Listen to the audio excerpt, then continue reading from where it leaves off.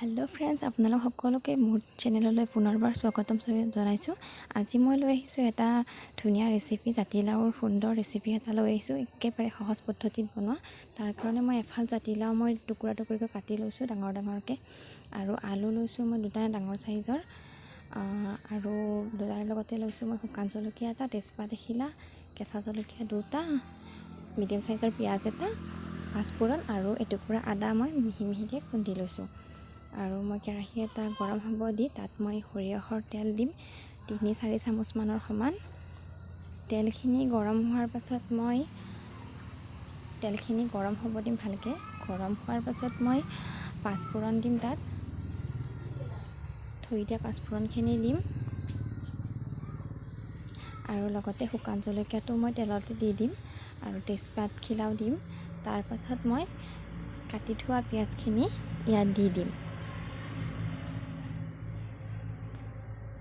এতিয়া পিঁয়াজখিনি মই দুবাৰমান লৰাই তাত দি দিম খুন্দি থোৱা আদাখিনিও।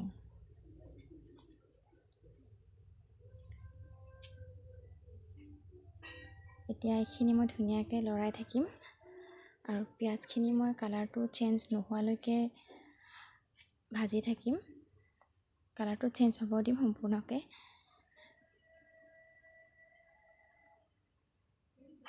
তাৰপিছত দিম মই সোৱাদ অনুসৰি নিমখ, হালধি,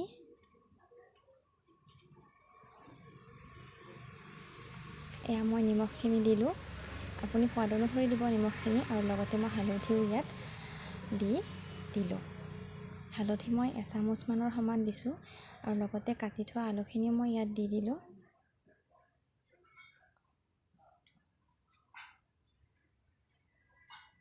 কাটি থোৱা আলুখিনি মই ইয়াত দি দিলোঁ। এতিয়া মই আলুখিনি ধুনীয়াকৈ ভাজি ল'ম।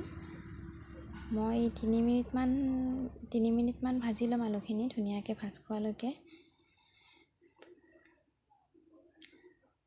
জুইটো মই কমোৱা নাই, জুইটো বেছি হৈয়ে আছে। এতিয়া মই ইয়াত দিম অকণমান ধনিয়া গুড়ি,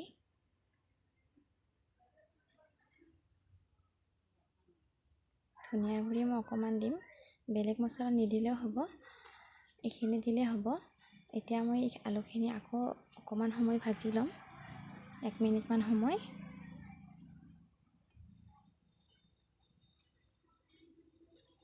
এয়া আলুখিনি মোৰ ভজা হৈ গ'ল। এতিয়া মই কাটি থোৱা জাতিলাওখিনি ইয়াত দি দিম। এয়া কাটি থোৱা জাতিলাওখিনি মই ইয়াত দি ধুনীয়াকৈ লৰাই থাকিম।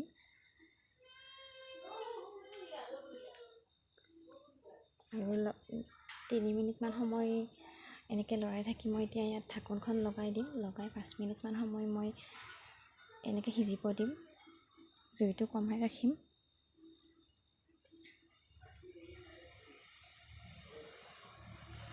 এবাৰ মই ঢাকোন গুচাই চালোঁ, নাই মোৰ চব্জিখন সিজা নাই, অকণমান টাইম লাগিব। এনেও জাতিলাওৰ চব্জিত অলপ সময় লয়ে। আকৌ এবাৰ মই ঢাকোন লগাই দিছোঁ, আৰু ঢাকোনখন গুচাই চাইছোঁ মই 10 মিনিটমানৰ মূৰত।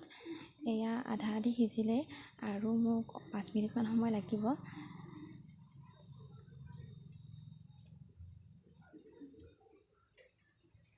এয়া আকৌ এবাৰ মই ঢাকোনখন গুচাই চালোঁ, ধুনীয়াকৈ লৰাই দিলোঁ। এতিয়া মোৰ সম্পূৰ্ণ চব্জিখন ৰেডি হ'ল। চব্জিখন ৰেডি হওঁতে মোৰ 20-25 মিনিটমান সময় লাগিছে।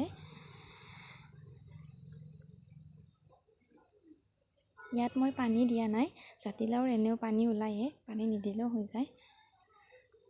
এইখিনি মই এতিয়া কাঢ়ি থ'ম। এয়া মোৰ আজিৰ জাতিলাওৰ চব্জিখন ৰেডি। কিমান ধুনীয়া কালাৰ আহিছে চাওকচোন। ভিডিঅ'টো এতিয়ালৈ শেষ কৰোঁ। তেনেহ'লে ভিডিঅ'টো যদি ভাল লাগে তেনেহ'লে লাইক কৰিব, কমেণ্ট কৰিব, আৰু লগতে মোৰ চেনেলটো ছাবস্ক্ৰাইব কৰি দিব। ধন্যবাদ।